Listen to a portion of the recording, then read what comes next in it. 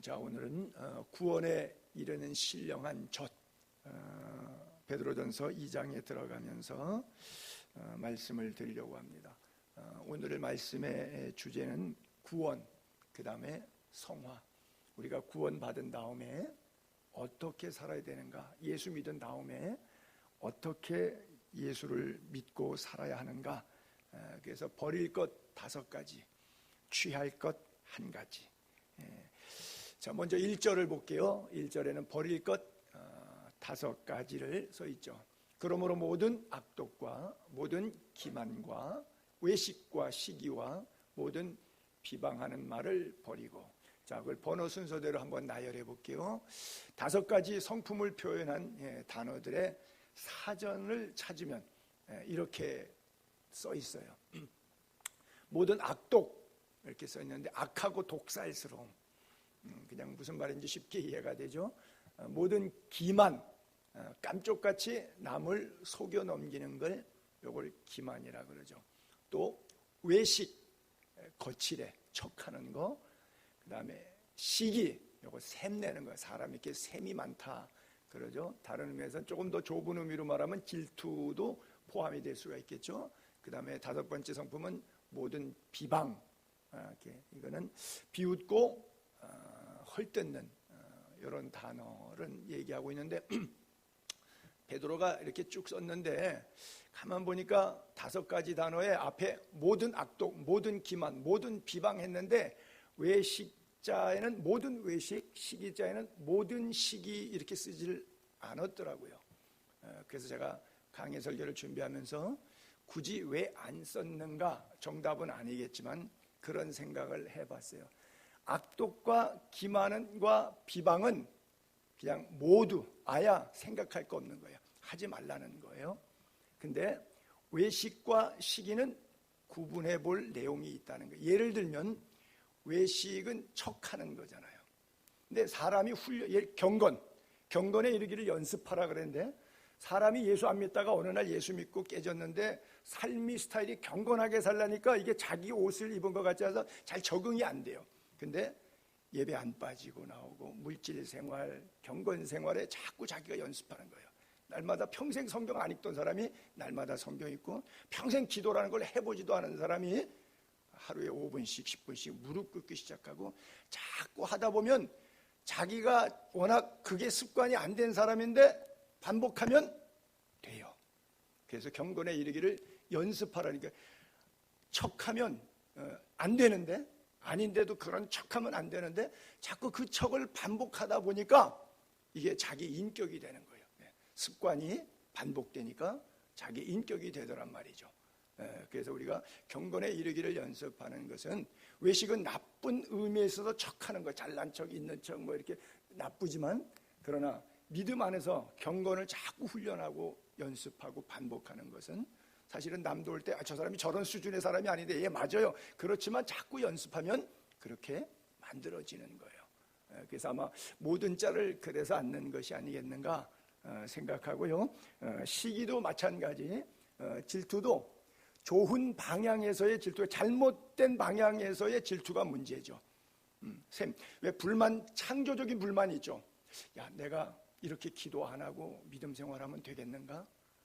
성경을 더 많이 읽고 싶은 셈이 나거나 기도를 더 많이 하고 싶은 셈이 있다면, 그런 셈 내는 것은 나쁘다고 보기 어렵죠. 그래서 질투라고 하는 것이 나쁜 질투도 있지만, 예를 들어서 내 남편이 다른 여자를 사귀는데 전혀 질투가 안 난다, 그러면 안 되죠. 이거는 뭐 불같은 질투가 있어야 정상이겠죠. 그래서 이런 셈, 시기는 긍정적인 것도 있기 때문에 앞에 모든 자를 앉는 것이 아니겠는가. 어디 주석이나 사전에 그런 글이 있는 건 아닌데, 제가 강의하기 위해서 저는 강의할 때 꼭 이렇게 몇 차례 써봅니다. 무제 종에다가 본문을 이렇게 써보거든요. 쓰다가 보니까 단어가 이렇게 걸려서 체크되는 부분들이 있는데, 보니까 왜 베드로가 다른 데는 모든을 계속 넣는데 요 외식과 시기에는 모든 자를 안 넣었을까 생각해 보니까 틀릴 수도 있는데, 제가 그런 생각이 들었다라고 하는 거예요. 근데 악독, 기만, 비방, 이거는 아야 100%늘 안 하는 것이 좋은 거겠죠. 그래서 악독이라고 하는 것을 조금 더 이해하면 겉으로는 착하게 보이는데 그렇지 않은 사람 있죠. 속에는 덫을 놓은 거죠. 짐승 잡을 때 먹을 건 놓죠. 먹으라고 야생 짐승 보호하려고 놓는 게 아니죠. 그거 먹다가는 죽는 거예요. 이런 걸 바로 악독한 사람이다 이렇게 말하죠. 보이는 게 다인 사람이 어떤 의미에서 괜찮을는지 몰라요. 저는 얼굴에 써 있죠. 화나면 화난 거 써 있고 좋으면 좋은 게 써 있고 그냥 보이는 게 다인 사람이 좋은 거지 봐도 잘 모르겠어 그 속에 뭐가 들은지. 이거 별로 좋은 거 아닙니다. 기도가 막히지 않기 위해서 우리가 신앙생활에 금해야 될 것들이 있는데 이럴 때는 기도가 막힌다고 이사야서서 59장 1절에 이런 말씀이 있어요. 여호와의 손이 짧아 구원하지 못하심도 아니고 귀가 둔해서 듣지 못하심도 아니고 뭐 때문에 여기 한 6가지 정도 써 있는데 너희 죄악이 너희와 너희 하나님 사이를 갈라놓았고 너희 죄가 그의 얼굴을 가리웠다. 그래서 너희에게 듣지 않으시게 기도 응답이 안 되도록 기도가 막히게 된 이유가 바로 우리의 죄 때문이라고 하는 건데 그래서 그것을 이렇게 4가지로 또 열거를 하죠. 이는 너희 손이 피에 손에 피가 묻어 있죠. 너희 손가락이 죄악에 더러워졌다. 그 다음에 너희 입술은 거짓을 말하고 너희 혀는 악독을 내기 때문에 그래서 하나님의 구원하심이 하나님께서 우리의 기도를 들으심에 있어서 막혀있는 부분이다.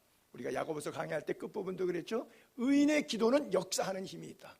그렇죠? 믿음의 기도는 병든 자를 구원하리니 혹시 그가 죄를 범하였을지라도 사하심을 얻으리라. 그래서 우리가 이런 구절들을 통해서 예수 믿는 사람은 특별히 죄의 문제에 있어서만큼은 민감해야 되겠다라고 하는 것이죠. 또 모든 기만은 의도된 거짓말이죠. 어떤 의미에서는 기만은 배신을 뜻하기도 하는데 예수님의 제자 가운데 배신 그러면 탁 떠오르는 사람이 바로 3번 부인했던 베드로이죠.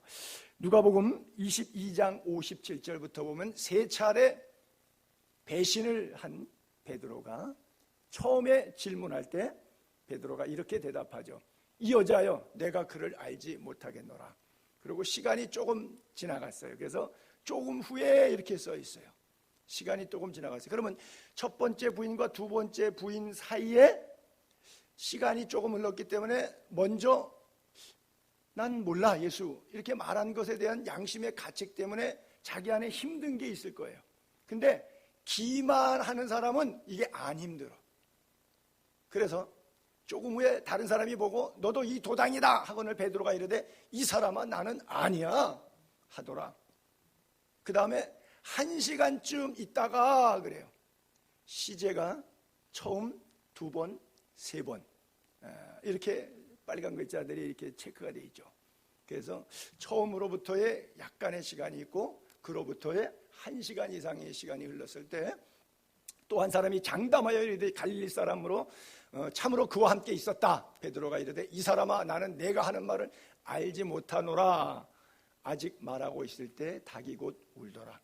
우리가 너무 잘 아는 내용인데 거기에 보게 되면 시제가 기록되고 있어요. 저 누가복음의 저자 누가가 왜 시제를 넣었을까요? 제가 그 얘기를 여기서 끄집어 올리고 싶은 것이죠. 자기가 잘못했기 때문에 아는데 시간이 지난 다음에 이게 더 강화되는 것은 자기 기만이에요. 그렇죠? 이게 괴로워야 되는데 안 괴로운 거죠. 그래서 베드로가 자기 경험을 토로하고 있는 거예요. 자기가 그랬잖아. 예수님 앞에서 얼마나 기만, 어떤 그 배반적인, 이율 배반적인, 의도된 거짓말. 그 순간에 잠깐 그거 하나 모면하려고 슬쩍 흘렸던 그런 거짓말이 아니라 시간을 두고 계속해서 반복적으로 기만했잖아요. 이것이 나쁜 거라고 하는 거예요. 그래서 베드로가 자기가 경험했기 때문에 그러지 말라는 거예요. 예수를 믿으면 믿을수록 신앙생활하고 교회 생활하면 할수록 기만이 느는 사람, 교활이 느는 사람도 있어요. 참 신기하죠. 초대교회 안에. 그래서 베드로가 사랑하는 성도들에게 그렇게 하지 말아라. 그리고 세 번째 성품 단어가 외식이었댔잖아요. 외식은 뭐예요? 마스크죠. 가면이죠. 그렇죠? 겉과 속이 다른데 예수님이 설교하실 때 마태복음 23장 25절부터 28절까지 보면 화 있을진저 외식하는 서기관들과 바리새인들이요 잔과 대접의 겉은 깨끗이 하되 그 안에는 탐욕 방탕 가득하다. 눈먼 바리새인이요 너는 먼저 안을 깨끗이 하라. 그리하면 겉도 깨끗하리라. 화 있을진저 외식하는 서기관들과 바리새인들이요 회칠한 무덤 같으니 겉으로는 아름답게 보이나 무덤 못 이쁘게 잘 만들어 놓으면 대리석으로 화려하면 겉에는 화려하지만 그러나 그래봐야 그 안에는 죽은 사람의 뼈와 모든 더러운 것이 가득하도다. 이와 같이 너희도 겉으로는 사람에게 옳게 보이되 안으로는 외식과 불법이 가득하도다 그랬어요. 이게 바로 외식이에요. 성경이 금하고 있는 거고 예수님이 또 베드로가 오늘 우리에게 금하고 있는 거예요. 우리가 부르는 찬송가에도 그런 거 있죠. 나 행한 것 죄뿐이니 주 예수께 비옵기는 나의 몸과 나의 마음을 깨끗하게 하옵소서. 물 가지고 날 씻든지 불 가지고 태우든지 내 안과 밖 다 닦으사 내 속의 죄 멸하소서 그래요. 네 번째 성품에는 시기라고 써 있는데 일반 직장 생활하다 보면 이런 시기쟁투가 있지요. 세상은 늘 있는 게 이게 딱 교회 문만 바꿔 나가면 있는 건데 교회 안에서는 없어야 되는데 교회 안에도 이 시기가 있고요. 특별히 제일 없어야 될 때가 수도원이거든요. 세상 거 다 내려놓고 도 닦겠다고 수도원 수녀원에 들어갔는데 세상에 그 속에서만큼 또 이렇게 시기 많은 데가 없을 정도다 할 정도로 이렇게 굉장히 많아요. 이거 참 아이러니한 그런 문제죠. 그래요. 특별히 남성보다는 이 부분에 있어서 여성들이 더 이제 취약할런지 모르겠는데 성경의 샘플로 사라와 하갈의 이야기를 창세기 16장 4절에 한번 올려볼게요. 아브라함이 하갈과 동침하였더니 사라가 아이를 못 낳으니까 씨바지로 몸종 하갈을 이용했다는 거죠. 하갈이 임신함에 그가 자기의 임신함을 알고 그의 여주인을 멸시한지라. 아이고 임신도 못하는 주제, 애도 못 낳는 것이 지가 여주인이면 다냐? 그리고 거꾸로 지금 멸시하는 거예요. 종이 주인을 멸시하기 시작해요. 그래서 나중에 사라가 울고불고 남편한테 얘기했더니 남편이 그 당신 여종인데 당신 마음대로 하구려. 그랬더니 내쫓아버리죠. 그래서 애국 술이라고 하는 광야길에서 다 죽게 되었을 때 여호와의 사자가 그를 만나서 이런 말씀을 하시죠. 여호와의 사자가 그에게 이르되 내 여주인에게로 돌아가서 그 수하에 복종하라 그래요. 시기를 내려놓고 말씀에 순종해야 된다라고 하는 거예요. 왜 이런 시기가 나오냐 하게 되면 그 상황 속에 벌어지는 일들만 보기 때문에 그런데 그 일들, 그 좋은 일이든 나쁜 일이든 상황이 벌어지는 일 속에는 내재되어 있는 하나님의 섭리가 있어요. 예를 들면 저런 케이스 같은 경우는 사라가 반드시 100% 이삭을 낳을 거예요. 이미 하나님께서 75세에 약속을 해 주었잖아요. 저 사건은 10년 뒤의 사건이잖아요. 10년 전에 이미 하나님께서 섭리 가운데 약속을 주셨는데 그 약속에 대한 믿음이 희석이 된 거예요. 그런데 왜 자꾸 사라에게 안 주시느냐? 하갈에게는 주는데도 왜 안 주시냐? 약속하셨는데도 왜 허락이 안 되느냐? 그것은 하나님만 갖고 계신 하나님의 섭리가 있어요. 그것을 믿음으로 받아들인 사람은 그 섭리를 믿어요. 왜? 단산한 이후에 이삭을 낳죠. 그 얘기는 뭐예요? 인간적인 방법이 아니라 하나님의 방법으로 하나님은 일을 하시겠다고 하는 뜻이 내재되어 있는데 그런 엄청난 믿음의 조상의 계보에 대한 섭리를 이해하지 못하고 아브라함과 다윗의 자손 예수 그리스도의 구속사를 연결하지 못하니까 그냥 나타난 현상 하나만 보고 둘이 시기 질투하고 싸우는 이런 일들이 어처구니 없는 일들이 벌어지는 것이죠. 그래서 크게 보면 약속의 아들 이삭을 준비시키기 위한 하나님의 섭리다. 이걸 모르면 자꾸 헛발질한다. 흔히 말해서 우리가 자살골 넣는다 그러죠. 한나와 브니나도 마찬가지인데 사무엘상서 1장 6절 7절에 보게 되면 여호와께서 한나 그 여인에게 임신하지 못하게 하심으로 그 적수인 첩을 하나 뒀는데 분인나라고 하는 첩이 있었는데 처가 임신했거든요. 애가 있거든요. 그러니까 그를 심히 격분하게 하여 괴롭게 하더라 그러는 거예요. 하갈과 사라와 같은 그런 관계 속에서 이 분인나가 한나를 격분하게 하고 괴롭게 하는 거예요. 애도 못 낳는 것이 뭐 이런 식으로 매년 한나가 여호와의 집에 올라갈 때마다 남편이 그같이 하매 분인나가 그를 격분시킴으로 그가 울고 먹지 아니하니 그래요. 결국 한나의 눈물이 그 시대 엘리 제사장 시대 하나님의 말씀이 들리지 않고 시기한 이때에 하나님의 말씀을 선포할 수 있는 그가 전하는 말이 한마디도 땅에 떨어지지 아니하는 능력의 사람, 하나님의 사람, 말씀의 사람 사무엘을 잉태케 합니다. 그래서 비록 세상은 그를 격분시키게 하고 세상은 그를 힘들게 했지만 그 하나님의 여종이 한나가 눈물의 기도를 통곡을 통해서 하나님의 때가 참에 임신하지 못하던 여자로 하여금 임신하게 하셔서 엘리 제사장의 부패를 종지부찍고 하나님의 새로운 역사의 미스바 운동을 일으킬 수 있는 사무엘을 만드는 계기가 된다라고 하는 것이죠. 이게 다 하나님의 섭리예요. 그래서 여러분들이 인생 살면서 잠깐 나타나는 거 돈 몇 푼 때문에 이렇게 시기, 질투 이런 마음들이 생기면 그것만 보지 말고 거기에 함몰되지 말고 이 속에서 들려주시는 하나님의 음성, 하나님의 섭리, 하나님의 말씀을 듣는 영적인 귀가 있게 되기를 바랍니다.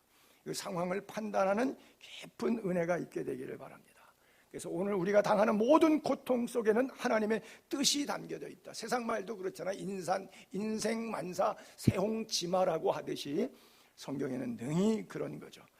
그래서 하나님의 섭리를 아는 사람은 믿음으로 인내하고 극복하지만 모르는 사람은 평생 보이는 것 놓고 시기, 쟁투, 질투하다가 죽는 거예요. 다섯 번째 단어인 성품에는 모든 비방 그렇죠. 인격살인이죠. 명예살인. 그렇죠? 악플 때문에 뭐 자살하는 유명인들이 뭐 많이 있죠. 왜 이렇게 자꾸 남을 비방하는 이야기를 해서 상대방의 악플을 달아서 힘들게 하느냐? 내가 너보다 낫다고 하는 으뜸 사상 때문에 그래요. 내가 그보다 못한다 그러면 그를 비방하지 않죠. 그를 존경하죠. 근데 그를 비방하는 일은 내가 너보다 낫다라고 하는 그런 배경, 으뜸 사상 때문에 이런 비방 사태와 비방 발언들이 쏟아지는 거죠.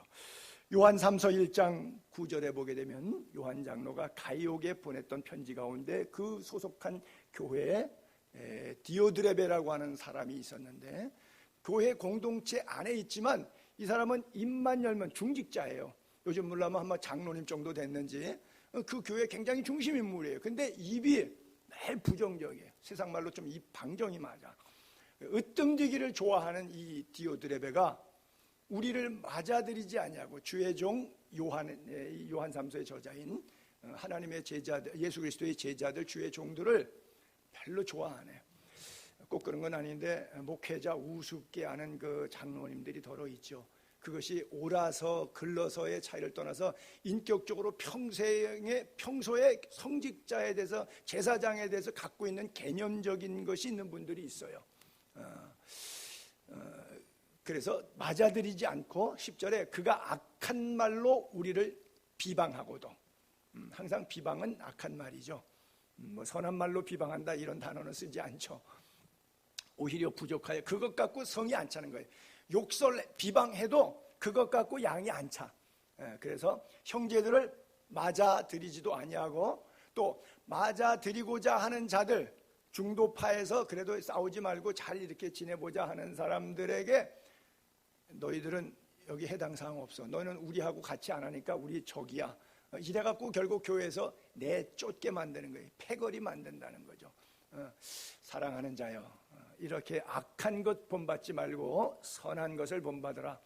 선을 행하는 사람은 하나님께 속했기 때문에 쌓은 선에서 선한 열매가 나오는 것이고 악을 행하는 자는 하나님을 만난 적이 없어. 하나님을 뵌 적이 없기 때문에 쌓은 악에서 악한 행실과 언어의 결과물이 나오는 것이다. 그래서 그 사람의 살아가는 삶의 영역에 있어서, 신앙의 영역에 있어서 그가 말하고 행동하고 돈 쓰고 열매 맺는 모든 부분을 볼 때 하나님의 영이 움직이는 사람인지 사탄의 악령이 그 사람을 조절하고 있는 사람인지 금방 알 수가 있다. 그렇기 때문에 그리스도인은 5가지 성품 가운데 마지막에 표현한 것처럼 비방하지 않는 것이 옳다. 성령으로 거듭난 중생한 하나님의 사람, 체험이 꼭 필요한데요. 교회 다니는 직분자들은 이런 체험이 있어야 되는데 이런 체험이 없이 직분을 맡게 되면 교회가 참 어려움을 당하죠. 왜? 혀에는 권세가 있기 때문에 불의 세계, 지옥불에서 나는 것 같다 그랬잖아요. 사람을 죽이잖아요. 그래서 바울이 그러잖아요. 한 입에서 찬송과 저주가 날 수 없다. 비방과 찬송이 날 수가 없다. 단물과 쓴물이 날 수가 없다. 그렇게 이야기하고 있잖아요. 그래서 덕이 되는 대로 은혜로운 말을 해서 소용 있는, 영향력 있는 삶이 되라고 교훈하고 있어요. 하나님을 만나고 경험한 자는 아무도 원망하지 않습니다. 그리고 비방하지 않고 다만 그냥 불쌍히 여겨요. 그래서 하나님을 배우는 사람은 자연을 볼 때 자연이 아름다워요. 그리고 사람을 볼 때 사람이 아름다워요. 제가 몇 차례 말씀드린 것 같은데 이 지구의 가장 아름다운 풍광 그림은 에베레스트 산도 아니고 아름다운 바다도 아니고요, 고즈넉한 언덕들, 푸른 초원도 아니고요, 사람이 제일 아름답습니다. 여러분들도 그런 느낌이 있는지 모르겠는데 저는 사람을 볼 때 아름다운 느낌이 문득문득 들 때가 많아요. 참 사람만큼 아름다운 게 없어요. 아마 하나님의 형상이 내재되어 있기 때문에 그런지 모르겠는데 하나님을 만나고 경험한 자는 사람도 귀하고 자연도 귀하고 모든 것이 새롭고 아름답죠. 그래서 은혜가 되면, 내 마음이 은혜가 되면 사람이 이뻐 보이고 내 마음이 척박하고 은혜가 없으면 그렇게 사람이 미워 보이고 그러는 거예요. 자, 두 번째 토막인 2절과 3절에 하나님의 말씀을 사모하는 것을 이렇게 표현했네요. 갓난 아이들같이 순전하고 신령한 젖, 이 젖의 순수성. 여러분, 엄마가 독을 품고 애한테 우유를 먹이면 엄마의 그 스트레스 호르몬 작용에서 이 젖의 내용 성분이 도끼가 좀 있다 그러잖아요. 엄마가 기분이 좋고 행복 바이러스가 많이 나올수록 애에게는 건강하게 자랄 수 있는 면역성이 강화된 우유가 나온다 그러잖아요. 그런 것처럼 이 젖을 순전한 젖이다, 면역성이 아주 좋은 호르몬이 담긴 젖이다 이거죠.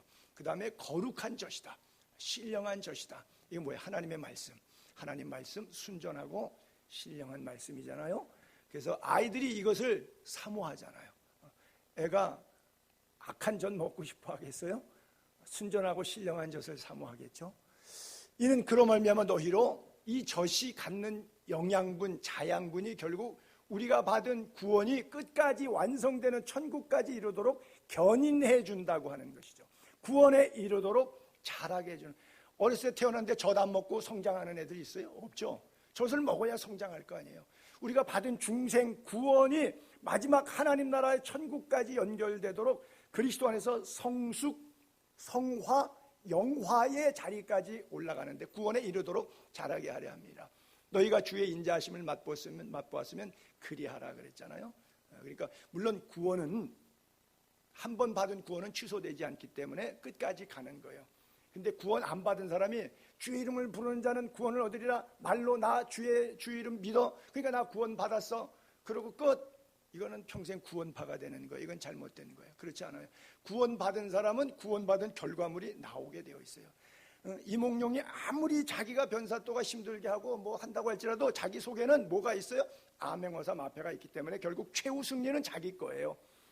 구원받은 사람은 구원의 징표가, 은혜 받은 사람은 은혜의 가슴이 그의 속에 있어요. 은혜와 진리, 즉 예수 그리스도가 가슴에 있기 때문에 천국까지 연결되는 거예요. 세상이 나를 힘들게 하고 물질이 나를 힘들게 하고 육체적 건강이 나를 힘들게 하고 깨지기 쉬운 질그릇 같은 육체가 병으로 인해서, 바이러스로 인해서 나를 힘들게 한다고 할지라도 이미 내 안에 계신 예수 그리스도는 육체를 뛰어넘는, 질그릇의 한계를 뛰어넘는 하나님의 능력이, 구원의 역사가 우리 안에 있기 때문에. 그러나 그렇게 자라가는 과정 속에 오늘 우리에게 신령한 젖이 필요하다라고 하는 거예요. 그 누구도 어렸을 때 젖 먹지 않고 그냥 자기 혼자 클 수는 없는 거예요. 출생, 즉 중생했다 그러면 반드시 젖이, 말씀이 필요한 거예요. 아무도 예외 없습니다. 성도의 유일한 무기는 신령한 젖을 사모하는 거예요. 하나님의 말씀 속에 빠지는 거예요. 마귀가 올 때도 성령의 검, 곧 하나님의 말씀을 가지라, 이것이 하나님의 전신갑주를 취하는 일이기 때문에 우리 구원의 통로인 하나님의 말씀 꼭 소지하고 그 안에서 먹고 그 안에서 마시면서 자라가야 된다라고 하는 거예요. 어디까지 자라갈 것이냐? 에베소서 4장 13절에 보게 되면 너희가 다 하나님의 아들을 믿는 것, 아는 것 하나가 돼야 돼. 그렇죠? 우리가 믿고 알고 있어요. 근데 이것이 하나가 돼서 에너지로 내에게 손과 발로 행동으로 열매로 나타나야 되는 거예요. 그래서 온전한 사람을 이루어요. 그리고 그 온전한 사람은 어떤 데까지 가느냐? 그리스도의 장성한 분량이 충만한 데까지 이르니. 너희가 어려서는 깨닫는 것이 어린아이 같고 생각하는 것이 어린아이 같고 말하는 것이 어린아이와 같다가 장성한 사람이 되어서는 어린아이의 일을 버렸노라 하는 것처럼 그리스도의 장성한 분량이 충만한 데까지 이르러 가는 거예요. 그토록 신령한 젖을 사모하고 먹고 또 먹으라고 하는 얘기예요. 그래서 너희가 주의 인자하심을 맛보았으면, 즉 구원받았으면 그리하라. 여호와 하나님의 선하심을 너희는 맛보아 알지어다. 시편 34편에 교훈했던 것처럼 우리는 우리 자신이 누구이고 하나님이 누구신가를 분명히 알아야 돼요. 세상은 두 종류의 사람만 살죠. 예수 믿는 그리스도인, 예수 안 믿기 때문에 현재 지옥으로 걸어가고 있는 비그리스도인, 물론 배교자까지 포함된다고도 볼 수가 있겠죠. 두 종류의 사람이 있습니다. 근데 하나님은 우리를 부르셨을 때 이사야 선지자를 통해서 이사야서 43장 7절에 이렇게 말씀하셨어요. 내 이름으로 불려지는 모든 자, 그리스도인, 예수의 이름으로 불려지죠. 예수쟁이, 하나님의 자녀, 내 이름으로 불려지는 모든 자, 성도죠. 곧 내가 내 영광을 위하여 창조된 자. 그럼 그리스도인은 왜 창조되었는가? 답이 나왔죠. 하나님의 영광을 위해서 우리는 창조됐습니다. 할렐루야. 창조된 자를 오게 하라. 그를 내가 지었고, 우리는 누가 지었어요? 원숭이가 짓지 않았어요. 유인원에서 인간되지 않았어요. 그를 내가 지었고 그를 내가 만들었느니라. 우리는 하나님의 창조의 작품이고 하나님의 선하심을 맛보아 알기 때문에 선한 일을 위해 지으심을 받은 사람이라고 하는 거예요. 굉장히 중요한 겁니다. 그래서 우리가 뭘 당연히 창조론을 믿죠. 진화론을 믿는 그리스도인은 존재할 수가 없는 것이죠. 지난 주간도 우리 딸내미하고 식탁에서 이야기하다가 갑자기 뭐 옛날에 했던 얘기인데 아무것도 아닌 뭐 상식적인 얘기가 나왔어요. 뭐 닭이 먼저냐 알이 먼저냐. 그래서 제가 그랬어요. 그거는 성경으로 얘기하지 말고 그냥 상식으로 얘기하자 그랬어요. 그렇잖아요. 알이 먼저면 21일 동안 품어주는 어미가 없기 때문에 알은 썩어서 병아리가 될 수가 없는 거예요. 알이 먼저이면 큰일 나는 거예요. 근데 닭이 먼저면 얼마든지 알 낳고 병아리 만들고 부화시켜내고 또 닥치고 계속해서 될 수가 있어요. 그렇기 때문에 이것은 성경 이야기, 뭐 창조 이야기 안 해도 돼요. 둘 놓고 봤을 때 알이 먼저냐 닭이 먼저냐, 닭이 먼저지. 이건 상식이지. 알이 먼저일 수가 없잖아요. 21일 동안 누가 품어줄 거예요? 썩어버리지, 죽어버리지. 더 이상의 개체 종족 변화는 생식은 일어나지가 않아요. 그러니까 사람도 마찬가지예요. 30대경에 아담과 하와를 어른이 먼저 해요. 애가 응앙 태어났어요. 우리 윤정보 집사님도 애 낳았지만 애 가만히 놔둬봐요. 엄마 아빠가 없어요. 그럼 애가 어떻게 되겠어요? 썩어서 죽죠. 엄마 아빠가 먼저 있는 거예요. 그래야 엄마 아빠가 애를 낳고 애를 돌볼 수가 있는 거예요. 모든 자연세계는 하나님께서 성체를 만드셨어요. 새끼 알을 만든 게 아니에요. 성체가 있는 거예요. 성체가 존재하지 않으면 개체 변화는 일으킬 수가 없어요. 이건 성경이 아니고요. 그냥 상식이에요. 상식이라고요. 이 정도 머리가 없어갖고 창조를 부인하잖아요, 사람들이. 대한민국, 전 세계의 뭐 90%가 예수 안 믿는 거예요. 바로 그거 아니에요. 진화론 믿잖아요. 창조론 안 믿잖아요. 이건 상식이 부족해서 그래요. 뭐 믿음까지 갈 것도 없는데 그래요. 그래서 하나님 우리에게 말씀하십니다. 거룩하라. 이 거룩한 게 뭐예요? 분별된 삶을 살려는 거예요. 생각하는 것, 깨닫는 것이 거룩하다는 얘기는 이것과 이것의 다른 차이를 적어도 상식선에서는 분별해내는 것. 하나님이 말씀하신 것에 대해서 이렇게 살아야 된다, 이렇게 살면 안 된다라고 하는 것을 말씀 주신 것을 영적으로 분별해낼 줄은, 내가 거룩하니 너희도 거룩하니. 여러분 레위기서에 11장 44절 45절에 처음 하나님께서 모세에게 율법을 줄 때 레위는 제사법이잖아요. 그 제사법을 통해서 정결 예식과 먹을 것과 먹지 못할 것을 할 일과 하지 말아야 될 일들을 구분하면서 이렇게 말씀하셨잖아요. 나는 여호와 너희의 하나님이라. 내가 거룩하니 너희도 몸을 구별하여 거룩하게 하고. 그래요. 땅에 기는 길짐승으로 말미암아 너희 스스로 더럽히지 말라. 나는 너희의 하나님이 되려고. 이 구절이 너무 좋아요. 하나님은 나의 하나님이 되고 싶으시대. 할렐루야. 나는 너희 하나님이 되려고 너희를 애굽 땅에서 인도해낸, 죄악 가운데 마귀의 수하에서 이끌어내서 나는 너의 하나님이 되고 싶다. 할렐루야. 얼마나 감사해요. 그러니까 그 하나님 나 여호와가 말하는데 내가 거룩하잖아. 즉 분별할 줄 알잖아. 구별되게 살 줄 알잖아. 그러니까 너희도 거룩할지어다. 분별된 삶을 살아라 그러잖아. 그래서 그 분별된 삶을 통해서 영적 성장의 구원이 마지막 때까지, 천국 갈 때까지 영속적으로 이어지도록 우리에게 신령한 젖을 사모해라 그러는 거예요. 여러분, 솔직히 한번 스스로에게 자문자답해 봅시다. 하나님의 말씀 신령한 젖 사모하라고 우리는 1년 내내 큐티 도표, 성경 읽기표 드리고 주보에 매주마다 밑에 그날 읽은 분량 다 주고, 최소한도 5분 10분부터라도 연습을 해가지고 날마다 성경 읽고 기도하기 연습해서 뭐 10분도 좋고 30분도 좋고 길어지면 1시간도 좋고 이렇게 하라 그랬는데, 솔직히 제가 여러분들에게 자문할 테니까, 이렇게 질문할 테니까 여러분들이 자답을 속으로 한번 해보세요. 하루가 24시간인데 여러분들이 핸드폰으로 통화하거나 검색하는 시간이 24시간 중에 아침에 깨서 저녁에 잘 때까지 시간을 쪼박쪼박 다 모으면 한 5-6시간 정도는 되지 않겠어요? 그냥 제 생각에 얼추 그냥 6시간으로 그냥 통계를 잡을게요. 그러면 6시간이면 1시간이 60분이니까 6, 6이 36, 360분이에요. 360분에 10분의 1, 11조 시간만 되면 36분이에요. 하루에 36분 기도하고 성경 읽으십니까? 우리 하나님이 내 생애의 신앙의 오솔길을 함께 동행하면서 걷는 데에 그분의 말씀을 듣고 그분께 내가 대화하고 싶은 기도의 제목을 아뢰고 하는데 시간이 핸드폰 사용 시간 양에 비해 대비 10분의 1도 안 된다. 그럼 제가 좀 저속한 편을 써서, 하나님 너는 내 핸드폰만도 못해. 내 핸드폰보다 너는 안 가까워. 덜 친해. 이런 꼴이 나오는 셈이 되지 않겠어요? 신령한 젖을 사모하는 깊은 은혜가 있게 되기를 바랍니다. 너희가 주의 인자하심을 맛보았으면 그리하라 이렇게 말씀하고 있거든요. 근데 이걸 반대로 하는 사람들이 많아요. 디모데전서 1장 18절 19절 20절에 볼게요. 아들 디모데야, 내가 내게 이 교훈으로서 명하노니 전에 너를 지도한 예언을 따라 그것으로 선한 싸움을 싸우고 믿음과 착한 양심을 가져라.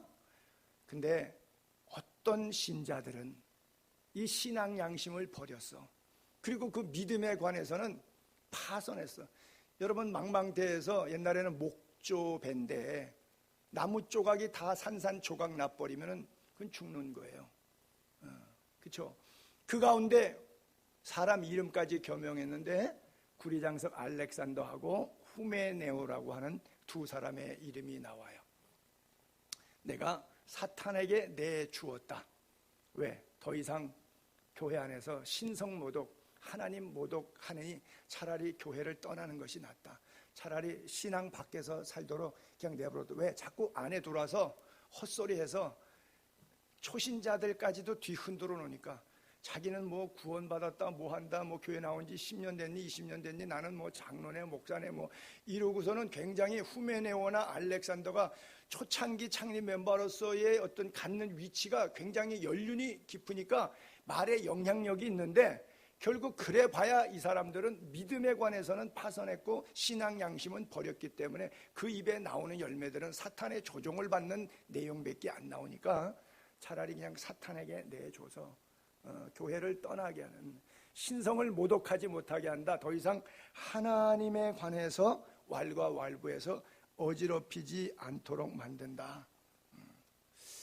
요즘에 비대면 예배, 대면 예배 때문에 왈가왈부하는 일들이 많아서 제가 한 주일만 본문 강해를 중단하고 아마 다음 주에 할지 다다음 주에 할지 제가 이 부분에 관해서만 좀 성서적으로 여러분들에게 집어드리는 것이 좋겠다, 이렇게 지금 생각을 좀 하고 있어요.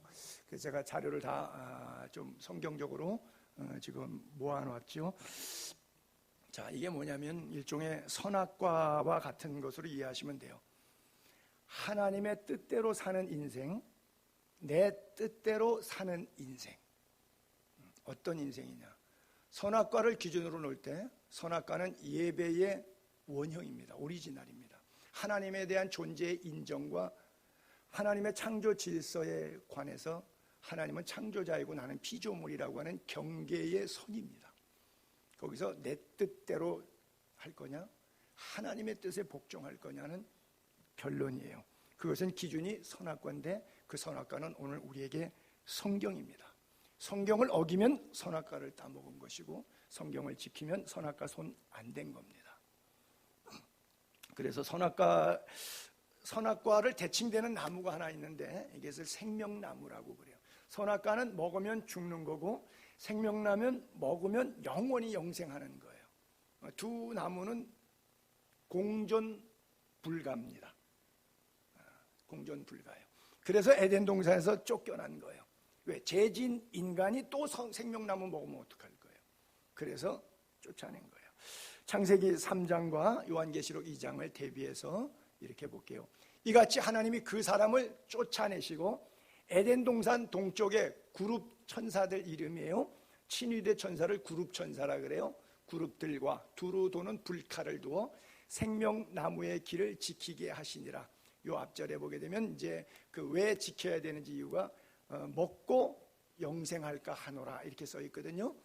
그래서 생명나무를 못 먹게 만든 것이 타락한 인간에게 내린 페널티, 이것을 실낙원, 낙원에서 쫓겨나 낙원을 잃어버렸다는 것은 생명나무에 근접하지 못하도록 되었다고 하는 것이에요.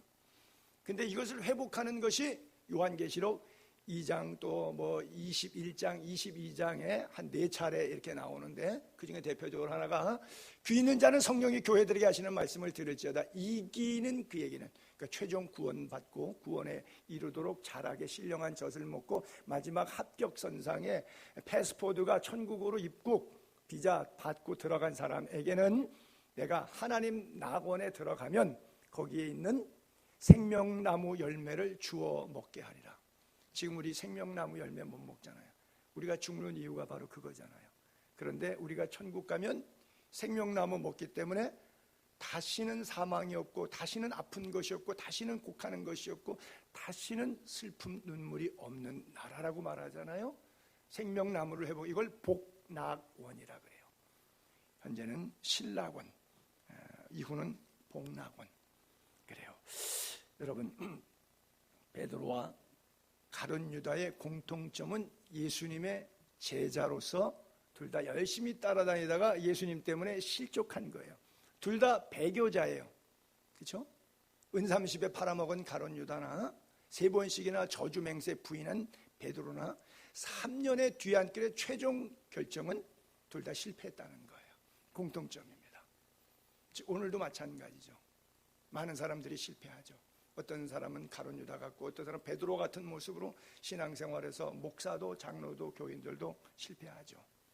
그런데 최종적으로 이기는 자, 생명나무 자리에 나아가는 자는 누군가? 회개의 차이점이 있어요. 베드로는 닭이 올 때 통곡하고 회개합니다. 가룟 유다는 회개하지 않고 자살합니다. 그 차이예요.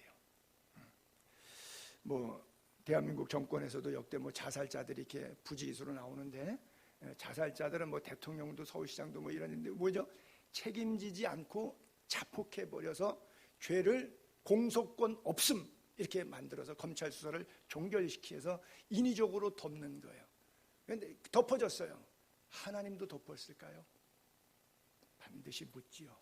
그제는 사람은 더 이상 수사할 수 없으니까 거기서 끝나지만, 그러나 그리스도인은 하나님의 심판대 앞에 다 섭니다. 누구도 예외가 없어요. 다 섰을 때 여러분들의 신앙생활을 어떻게 살았는지 하나님이 평가하는데, 그래서 저는 세상이 두렵지 않지만 하나님은 너무 두려운 거예요. 하나님은 너무너무 두려운 거예요. 정확하신 분이신데 홀이라도 결단코 갚지 아니하면 나오지 못하게 하시는 분이기 때문에 그래요. 그래서 약간 좀 말이 언어 표현이 그러긴 한데 아주 뒤끝이 장렬하신 분이 우리 예수님이에요. 아주 그냥 기억을 다 하셨다가 그냥 용서할 때 베드로처럼 회개할 때는, 회개한 자는 주홍같이 붉어도 흰보다 양털보다 더 이게 깨끗해지고 동이 서에서 먼 것처럼 옮기셔서 다시는 기억도 아니하시고 깨끗이 씻어지지만, 가룟 유다처럼 회개 안 하고 자살한 자는 그대로 남아서 그 죄의 값으로 둘째 사망의 해에 빠지는 거예요. 그리고 지옥에서 영생 고통하는 거예요. 여러분은 가룟 유다의 길을 가시기를 원하십니까? 베드로의 길을 가기를 원하십니까? 둘 다 물론 살면서 우여곡절에서 실패하는 것은 마찬가지지만, 그러나 그 실패 속에서 신령한 젖을 사모하고 구원에 이르도록 자라기 위해서 말씀대로 살려고 몸부림치고 그 말씀대로 산다는 게 뭐예요? 예배에 성공하면 인생 성공하는 것이고, 가인처럼 예배에 실패하면 인생 실패하는 거예요. 너무너무 중요한 거예요. 말씀을 정리하면서 오늘 베드로는 자기의 실패를 경험삼아 더 이상 성도들이 나처럼 실패하지 않고 살기를 원한다. 그래서 구원에 이르도록 신령한 젖을 사모하라는 취할 것을 하나 부탁하고, 5가지 나쁜 단어들의 성품들을 통해서 절대 교회 안에서는 이렇게 살면 안 된다. 악독과 기만과 외식과 시기와 비방하는 말을 멈추라 말씀하고 있어요. 신령한 젖을 통해 신령한 은혜가 여러분들의 삶에 늘 넘쳐나기를 우리 주 예수 그리스도 이름으로 축복합니다.